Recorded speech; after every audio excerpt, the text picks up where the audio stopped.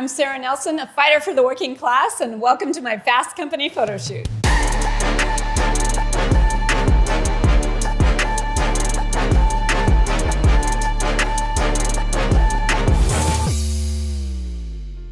I grew up knowing really nothing about unions in a small town.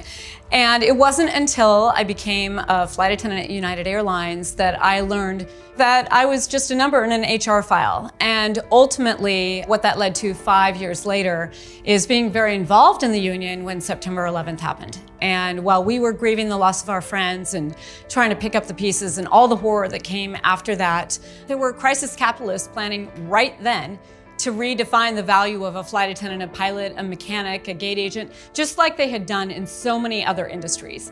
And so I learned very up close, personally, and painfully, that capitalism unchecked is a horror for human beings. There is no equation in capitalism that includes humanity. And so the only way that we can put a check there, the only way that we can make good on the promise of a country that is made of, by, and for the people with liberty and justice for all is to build up our unions and constantly fight that, constantly be the check on the forces that are trying to take all the profits from our labor and send them to Wall Street. I've had a lot of challenges that I've had to make my way through. And when I really don't know what to do, I picture someone that I worked on the other end of a beverage cart with. Or I say the names of my friends on Flight 175 who died. I'll picture Amy, or Michael, or another Amy, Catherine, Robert, Alicia, Al, Marianne, and Jesus. I say their names almost every single day because they were put in a position of having to take on an evil that they didn't know existed, with tools that were not the right tools for that moment. And what happened to them led to a lot of hurt for a lot of their friends too. That's my motivation because they were awesome people who any one of us would have wanted to be just like. And I feel like I have a responsibility to make sure that their death doesn't mean that the rest of us are going to suffer. It actually means that we're going to be better.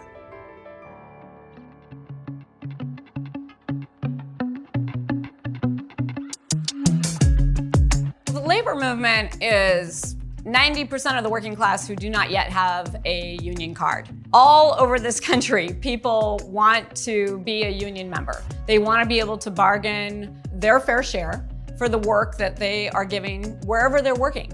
And so we have this moment where we can lock in these unions because it is so powerful that the working class is waking up to our power by standing together and being able to access collective bargaining. This is huge. Everybody's worried about our democracy falling apart, and they should be.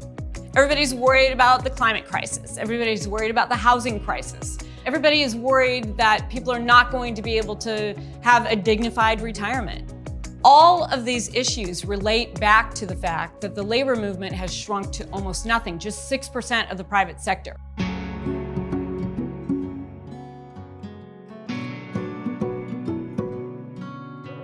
The writers and the actors strike was one of the first times that we were taking on the issue of AI in a major way. It set a pattern for the rest of the working class. Not only were those workers showing power by being willing to take on the studios and take great risk and be out there for a long time in order to get what we needed, but also they set very simple demands about putting humans central to any issues around AI. And that is fundamentally the principle that's going to make AI either work for us or be a complete disaster for us. If we understand that we can harness technology for good and keep people central to the process, it can be a great thing. Am I concerned that it could go the other way? Absolutely. The capitalists want the most amount of labor for the least amount of money, and labor wants the most amount of money for the least amount of labor. And we have to be proud of that. We have to understand that we have to be doing that because otherwise the billionaires are going to continue to try to make things as difficult as possible for us, to have us begging for work, to have us begging for conditions. We have to be upfront and saying, no, the new economy based on AI or any new technology is based on humanity. It's based on human beings. It's based on the working class. And we're going to share in the benefits that it creates. I never imagined that I would be president of our union. I never imagined that Fast Company would care what I have to say.